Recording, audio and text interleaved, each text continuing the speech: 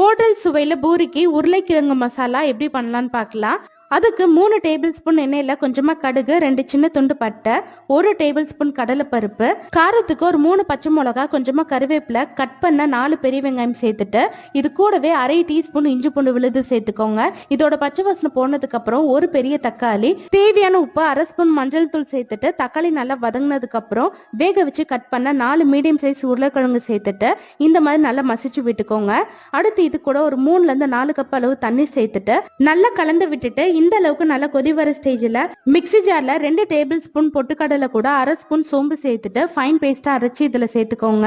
பொட்டுக்கடலை சேர்க்கும் போது உடனே திக்காயிடும். எக்ஸ்ட்ரா ஒரு 2 கப் அளவு தண்ணி சேர்த்துட்டு இதோட பச்சை வாசனை போக நல்லா குக் பண்ணிக்கோங்க.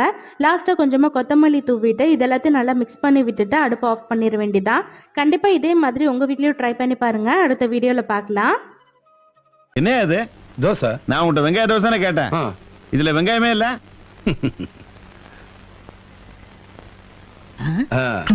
என்ன அது? இது என்ன? வெங்காயம். அது தோசை. ரெண்டையும் சேர்த்தா வெங்காய தோசை. சாப்பிட. ஹலோ ஃப்ரெண்ட்ஸ், எனக்கு நெய் சோறு முஸ்லீம் மேரேஜ் ஸ்டைலில் எப்படி ப்ரெஷர் குக்கர்லேயே பண்ணலான்னு பார்க்கலாம். இதுக்கு ரொம்ப குறைவான பொருட்களே போதும். வாங்க எப்படி பண்ணுறதுன்னு பார்க்கலாம். ப்ரெஷர் குக்கரில் எண்ணெயும் நெய்யும் சேர்த்துக்கலாம். இப்போ ஹோல் கரம் மசாலா சேர்த்து அது பொரிஞ்சோன்னு நீளமாக கட் பண்ணி வச்சுருக்க வெங்காயத்தை உள்ளே சேர்த்து வெங்காயம் கண்ணாடி பதம் வர வரைக்கும் வதக்கிக்கலாம். நடுவில் உப்பையும் சேர்த்து வதக்கிக்கலாம். இப்போ இதோட முந்திரி பருப்பையும் சேர்த்து முந்திரி பருப்பை நல்லா கிறிஸ்பி ஆகிற வரைக்கும் வதக்கிக்கலாம்.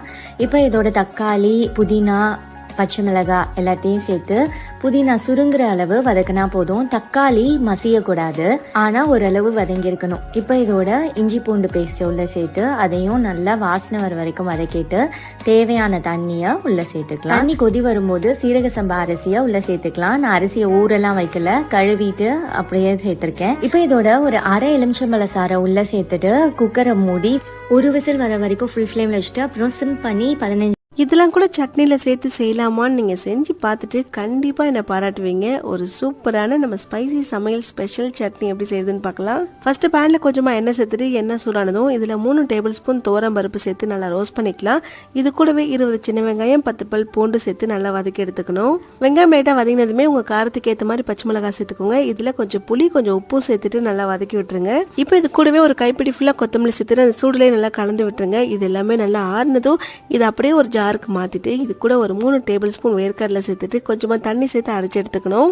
இந்த சட்னியை தண்ணியை சாப்பிட்டீங்கன்னா டேஸ்ட்டும் நல்லா இருக்கும். ஸோ எந்த அளவுக்கு தண்ணி வேணுமோ அந்த அளவுக்கு தண்ணி ஊற்றி மிக்ஸ் பண்ணிட்டு எப்பயும் போல கடுகு கருவேப்பிலாம் போட்டு தாளிச்சிட்டு நல்லா சுட இட்லி தோசைக்கெல்லாம் சர்வ் பண்ணிங்கன்னா இதை மிஞ்சி எதுவுமே கிடையாது. அவ்வளோ சூப்பராக இருக்கும். கண்டிப்பாக ட்ரை பண்ணி பாருங்க. டெய்லி இட்லி தோசைன்னு செய்கிற உங்க ஃப்ரெண்டுக்கு மறக்காம ஷேர் பண்ணி விடுங்க.